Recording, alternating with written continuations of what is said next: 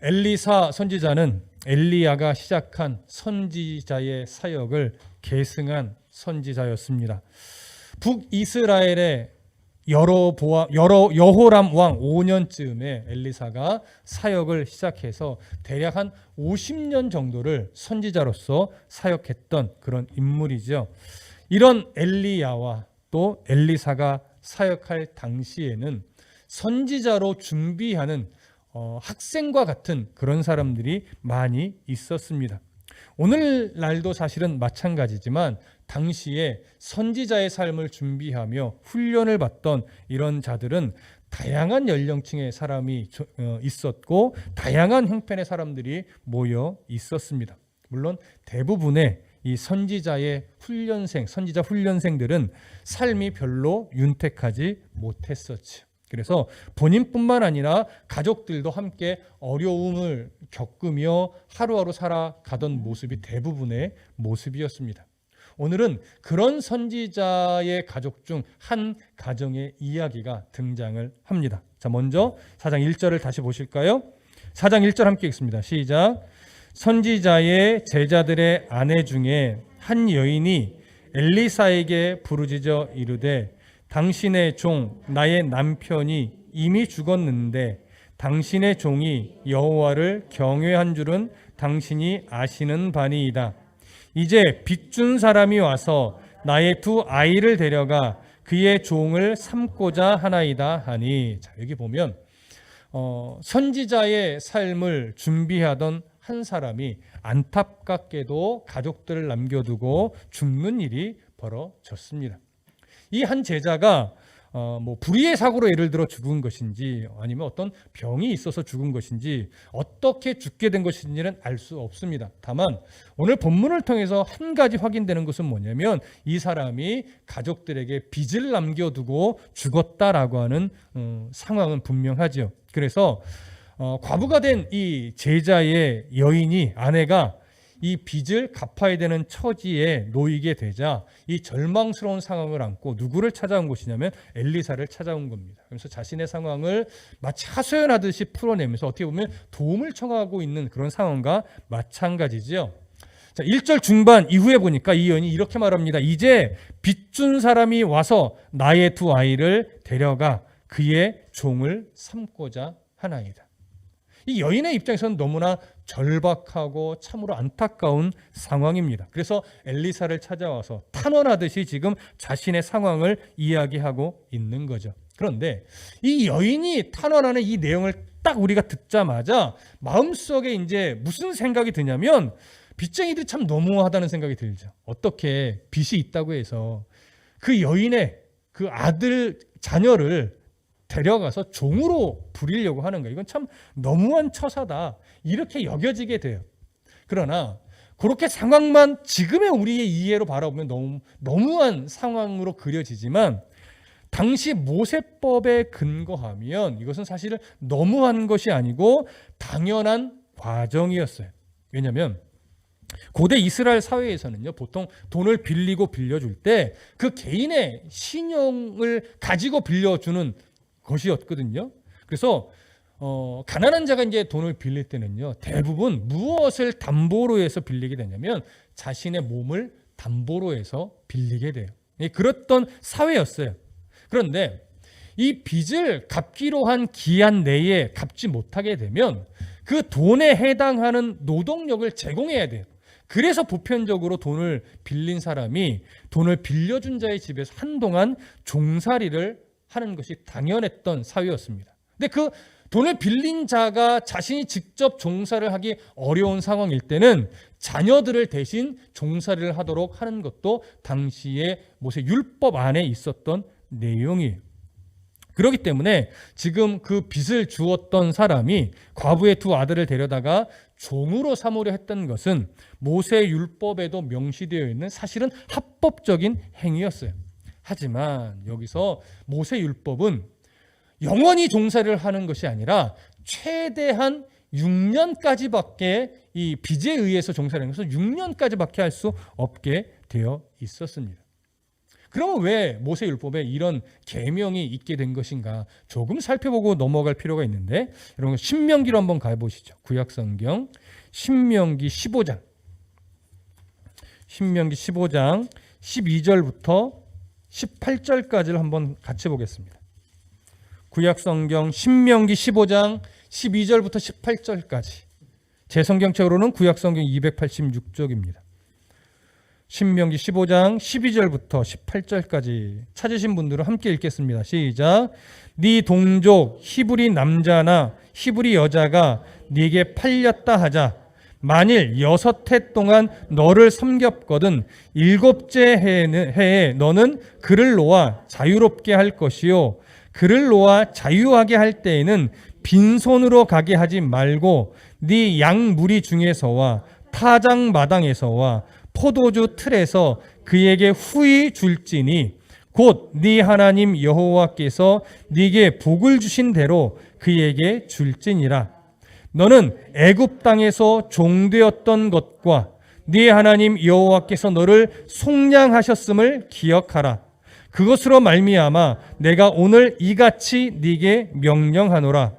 종이 만일 너와 네 집을 사랑함으로 너와 동거하기를 좋게 여겨 네게 향하여 내가 주인을 떠나지 아니하겠노라 하거든 송곳을 가져다가 그의 귀를 문에 대고 뚫으라. 그리하면 그가 영구히 네 종이 되리라. 네 여종에게도 그같이 할지니라. 그가 6해 동안에 품꾼의 싹새 배나 받을 만큼 너를 섬겼은즉 너는 그를 놓아 자유하게 하기를 어렵게 여기지 말라. 그리하면 네 하나님 여호와께서 네 범사에 네게 복을 주시리라. 아멘. 신명기의 말씀은 이제 빚을 갚지 못하면 최대 6년 동안은 종살이를 하면서 그 빚을 갚을 수 있도록 하셨습니다. 이러한 종살이, 빚에 의한 종살이를 하나님이 율법 안에 명시한 이유 중에 하나는 뭐냐면 하나님께서 애굽에서 종살이했던 너희를 구원해 내셨다는 것을 이 일들을 통해서 기억하라는 거예요. 그리고 그 구원의 은혜를 베푸신 너희들을 정말로 사랑하셨고 은혜를 베푸셨다는 것을 너희들이 기억하고 너희 집에서 빚을 갚으며 종살이를 했던 그 사람이 이제 7년째의 자유인이 될 때 빈손으로 내보내지 말고 풍족하게 채워서 내보냄으로 너희의 사랑을 하나님의 사랑을 너희가 직접 실천하도록 하라. 이런 말씀을 기록해요. 그러니까 결국은 종살이가 그냥 종살이 빚에 의해서 종을 살았다 이렇게만 본다면 참 너무한 처사처럼 여겨지지만 그것을 허락하셔서 율법에 넣으신 하나님의 의도를 본다면 사실 이것은 그리 나쁜 법은 아닌 거예요. 빚도 갚을 수 있고 또 그 빚을 갚고 자유인이 되는 과정에서 출애굽하게 하신 하나님의 은혜를 기억하게 하고 거기서 풍족히 채우신 하나님의 사랑을 또 실천하게 함으로 말미암아 오히려 이스라엘을 하나 되게 만드는 그런 도구적 역할까지도 할 수 있는 법이었죠. 그렇기 때문에 오늘 본문의 내용을 얼핏 보면 과부에게 돈을 빌려준 자가 이런 횡포를 벌였는데 하나님의 은혜로 그 횡포함을 횡포하게 하나님이 하지 못하도록 막아주셨다. 이런 은혜의 기록처럼 우리가 이해할 수 있으나 오늘 본문은 그런 내용은 아니라는 것 기억하실 필요가 있습니다. 그래서 율법에 따른 합법적인 법 집행이 되기 전에 하나님께서 이 처지를 엘리야에게 알리고로 말미암아 엘리사가 했던 은혜를 베푸는 이런 모습으로 우리가 봐야 할 것입니다. 자, 엘리사도 이러한 내용을 들을 때에 자신의 제자가 처해진 상황에 대한 이야기를 들을 때 마음이 많이 아팠을 거예요. 그래서 이제 엘리사가 이 여인에게 반응을 합니다. 2절 보실까요? 오늘 본문으로 가셔서 열왕기하 4장 2절을 함께 읽습니다. 시작. 엘리사가 그에게 이르되 내가 너를 위하여 어떻게 하랴? 네 집에 무엇이 있는지 내게 말하라. 그가 이르되 계집종의 집에 기름 한 그릇 외에는 아무것도 없나이다 하니. 자, 엘리사가 여인의 안타까운 이야기를 듣고 나서 무엇이라 말하냐면 내가 너를 위해 어떻게 하랴? 네 집에 무엇이 있는지 내게 말하라. 이렇게 이야기를 하죠. 먼저 내가 너를 위해 어떻게 하랴? 이 표현은 이 여인의 절망적인 상황을 엘리사가 마음으로 공감해 주는 표현이에요. 그러면서 무엇을 말하냐면 2절은 네 집에 무엇이 있는지 내게 말하라 이렇게 얘기를 하죠. 여러분 잘 생각해 보시면 약간 상식적인 말이 아니에요. 여러분 보편적으로 이 여인을 도와주려 할 때 엘리사가 이렇게 말하는 것이 자연스럽죠. 내가 내게 무엇을 해주길 원하느냐? 너 뭐가 필요하냐? 어떤 것이 필요하냐? 어떻게 도와줄까? 여러분 이게 보편적이지 않습니까? 근데 엘리사는 뭐라고 물어요?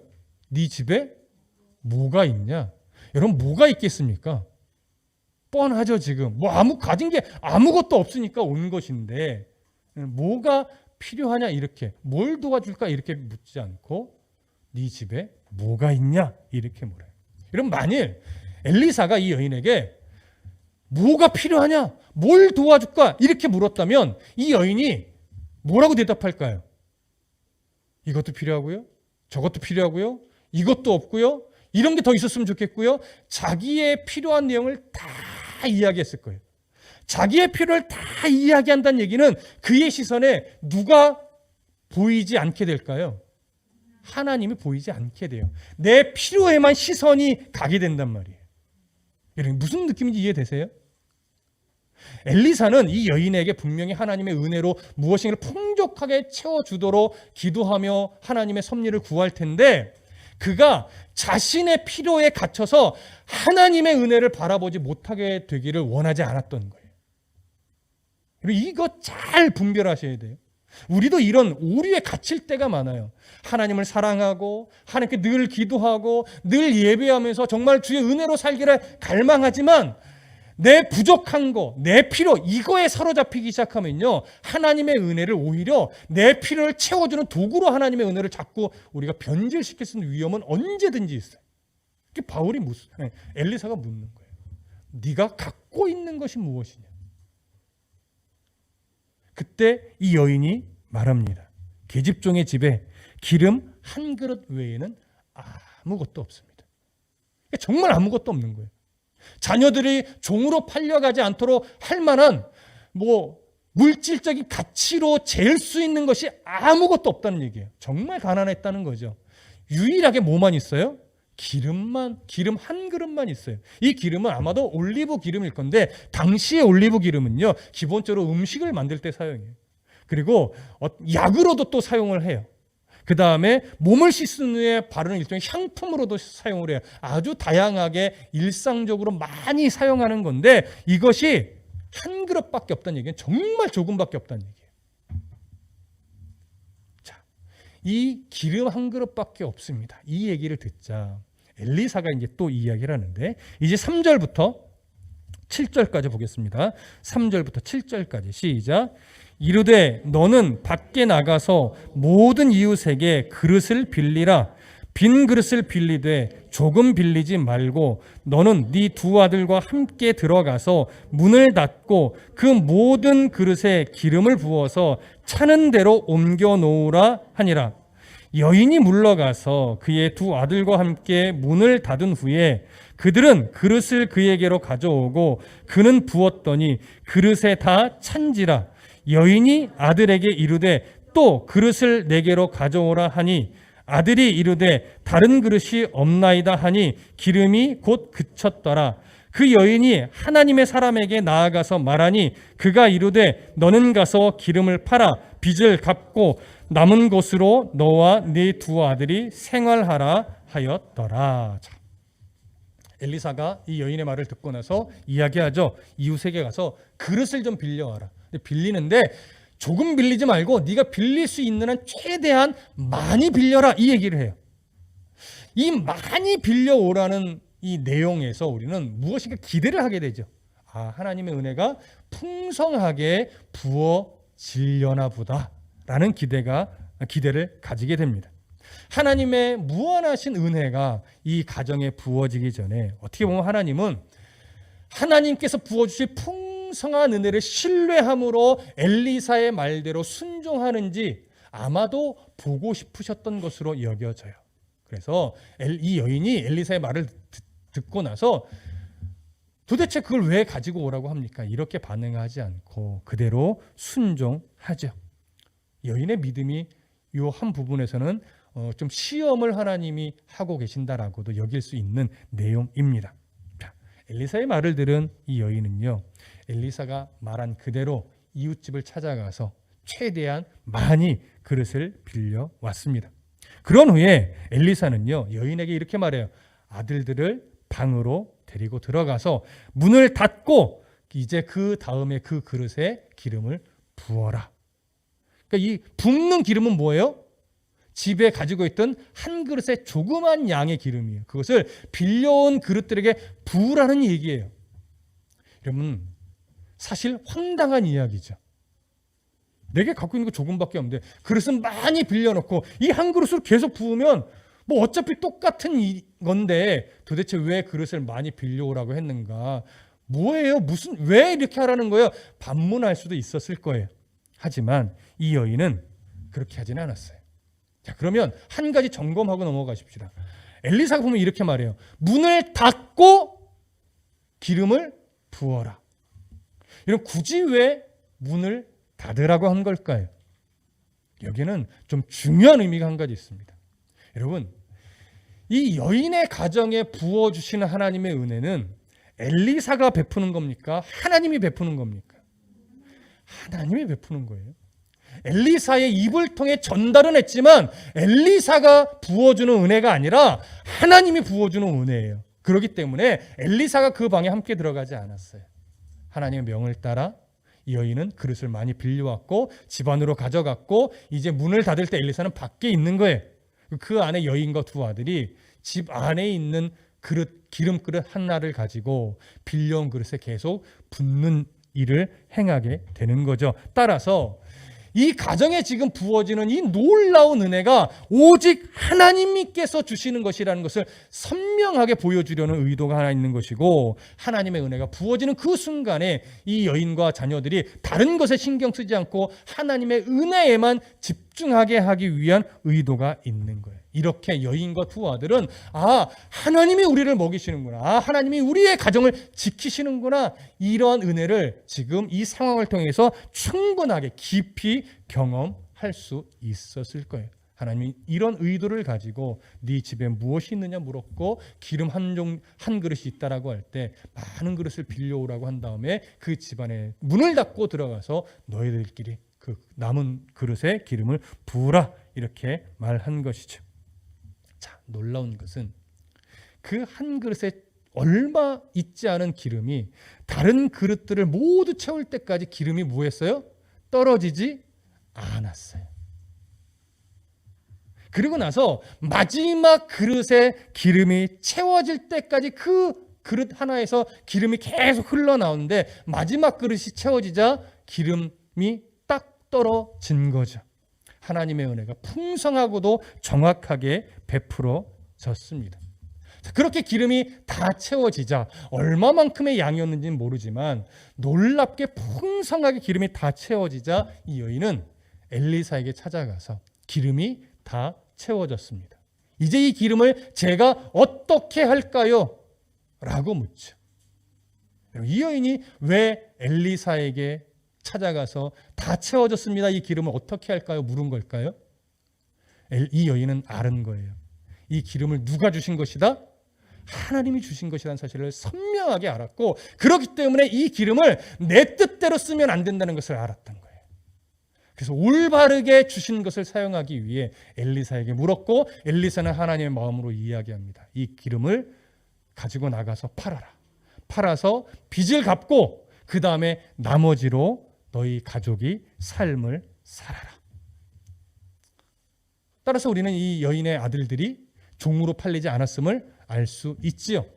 그렇게 종으로 팔리지 않고 이제 자신들의 삶을 살아갈 수 있게 되었습니다. 여러분, 이 이야기는 어떤 사건과 많이 닮아 있을까요? 엘리야 때 사르밧성의 과부 이야기와 많이 닮아 있습니다. 한번 찾아볼까요? 열왕기상 17장으로 잠깐 가보겠습니다. 열왕기상 17장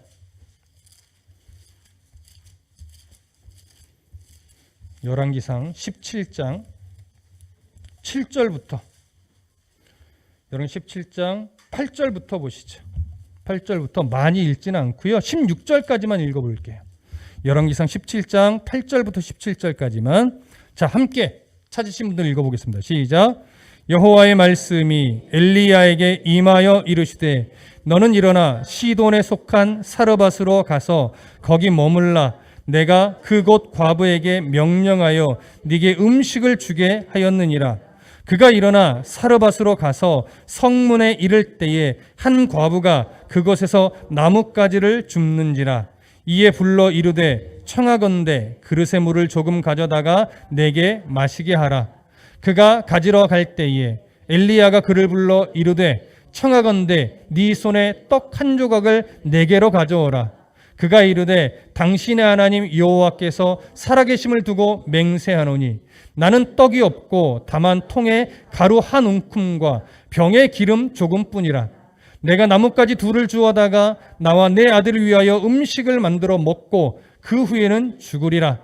엘리야가 그에게 이르되 두려워하지 말고 가서 내 말대로 하려니와 먼저 그것으로 나를 위하여 작은 떡 한 개를 만들어 내게로 가져오고 그 후에 너와 내 아들을 위하여 만들라. 이스라엘의 하나님 여호와의 말씀이 나 여호와가 비를 지면에 내리는 날까지 그 통에 가루가 떨어지지 아니하고 그 병에 기름이 없어지지 아니하리라 하셨느니라. 그가 가서 엘리야의 말대로 하였더니 그와 엘리야와 그의 식구가 여러 날 먹었으나 여호와께서 엘리야를 통하여 하신 말씀같이 통의 가루가 떨어지지 아니하고 병의 기름이 없어지지 아니하리라. 아멘. 이 사르밧 거부 때는 가루가 떨어지지 않았고 기름이 떨어지지 않았죠. 먼저 무엇을 요구했어요? 얼마 남지 않은 양을 가지고 엘리야를 먼저 대접해라. 이건 대접하면 복을 받는다 이런 의미 아니었던 거 기억하셔야 됩니다. 그렇게 순종했을 때 하나님께서 그 가정을 또 지켜내셨어요.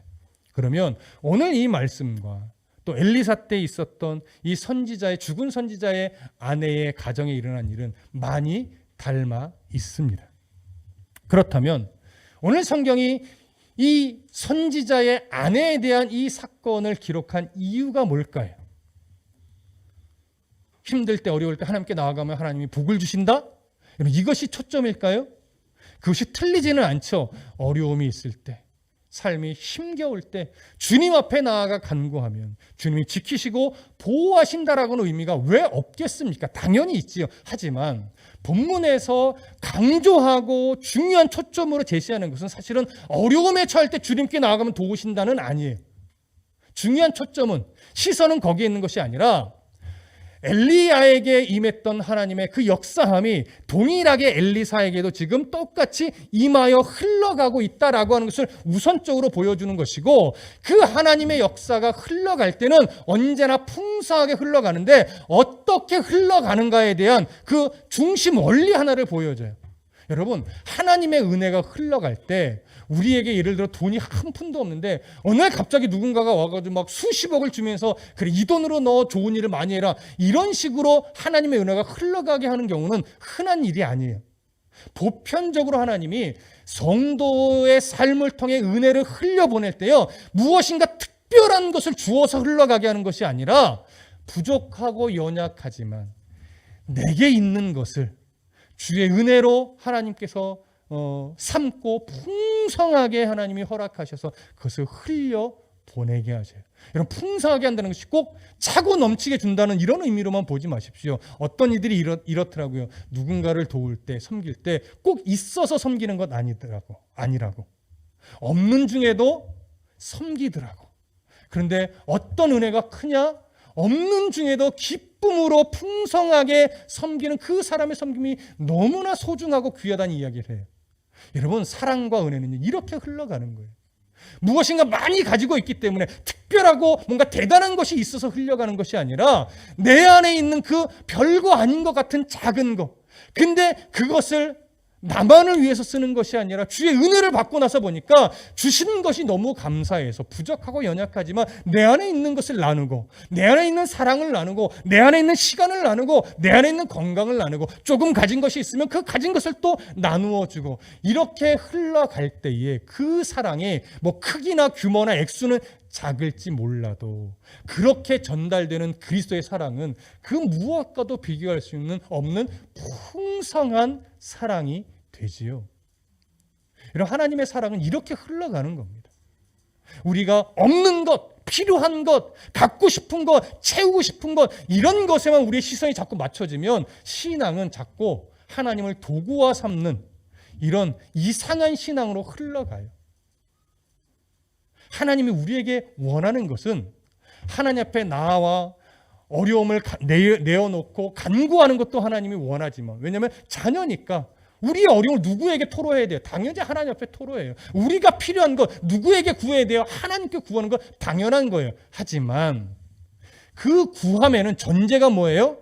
하나님이 기뻐하실 때는 허락하실 것이고, 하나님 그것을 기뻐하지 않는다면 거절하신다라고 하는 전제를 분명히 가져야 돼요. 그러니까 하나님은 무조건 주셔야만 하는 하나님이 아니라 나의 필요를 나보다 더 정확하게 아시는 하나님이라고 하는 그 하나님의 주권을 인정하는 자세가 먼저 깔려야 돼요. 근데 우리는 이 자세를 별로 먼저 우리 안에 두지 않아요. 뭐가 앞서니까? 내 필요가 앞서니까.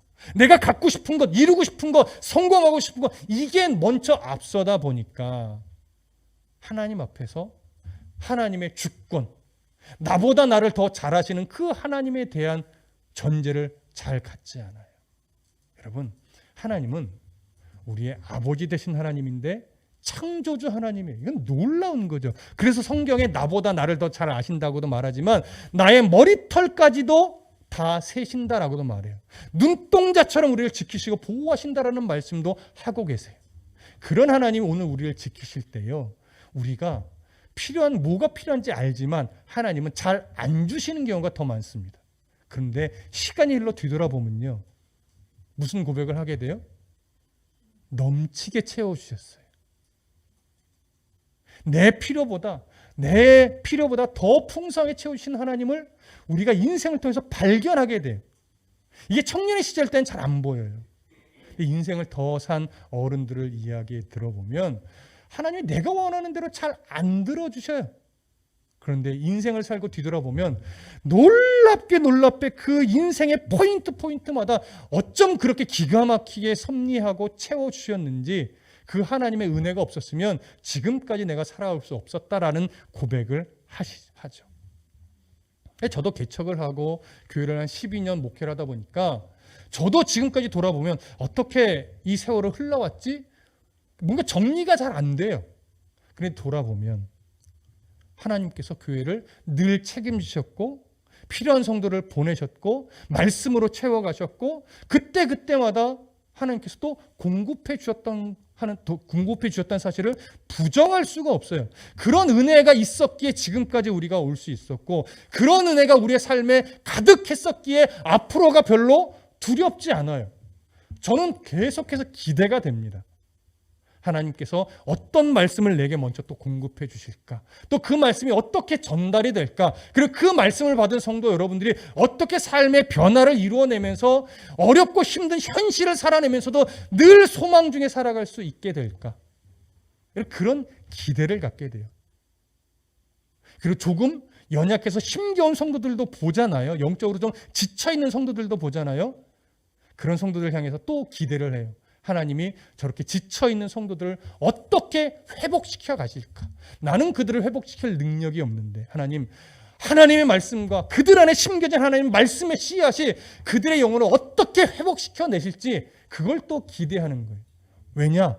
저도 삶을 살아오다 보니까 결국 한 영혼 한 생명을 건강하게 회복시키는 것은 사람이 아니라 하나님의 말씀이더라고요. 그걸 깨닫고 나서 보니까 우리는 간구하고 기도합니다. 하나님, 한 영혼을 절대 절대 놓치지 않는 하나님께서 저 영혼의 심령 안에 말씀을 심어 놓으셨사오니 지금은 좀 삶에 너무 집중돼서 하나님을 놓치고 있는데 언젠가 그 안에 심겨진 말씀이 싹을 틔워서 분명 그의 시선을 다시 하나님께로, 삶의 중심을 다시 하나님께로 맞추어서 하나님과 함께 동행하는 삶의 가치를 느끼게 되고 그 하나님을 나의 소망으로 삼고 살아가는 것이 어떤 의미이며 어떤 가치인가를 그들이 꼭 고백할 수 있게 하여 주시옵소서. 그리고 할 수 있으시거든 너무 멀리 돌아가지 않고 빨리 주 앞으로 다시 방향을 설정하고 올 수 있도록 그런 은혜를 베풀어 주십시오.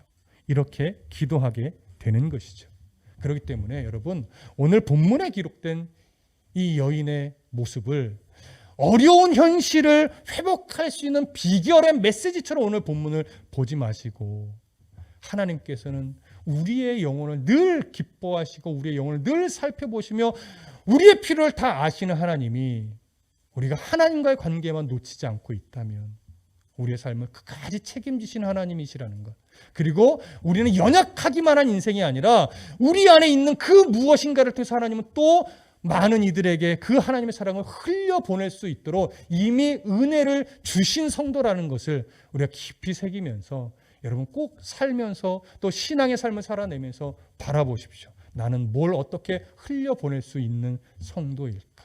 왜냐하면 각자 가진 달란트, 소유하고 있는 것이 다 다르기 때문에 나는 무엇으로 이 사랑을 흘려보내는 사람이 되어야 할까? 나는 누구에게 또 흘려보낼 수 있을까? 나는 어떻게 흘려보낼 수 있을까? 그래서 이 놀라운 사랑을 나만 간직하고 멈추는 것이 아니라 내 안에 있는 놀라운 이 사랑이 누군가에게로 흘러가서 그들도 이 하나님의 풍성한 사랑을 경험할 수 있게 했으면 좋겠다. 이런 소망을 가지고 여러분 늘 나를 돌아보십시오.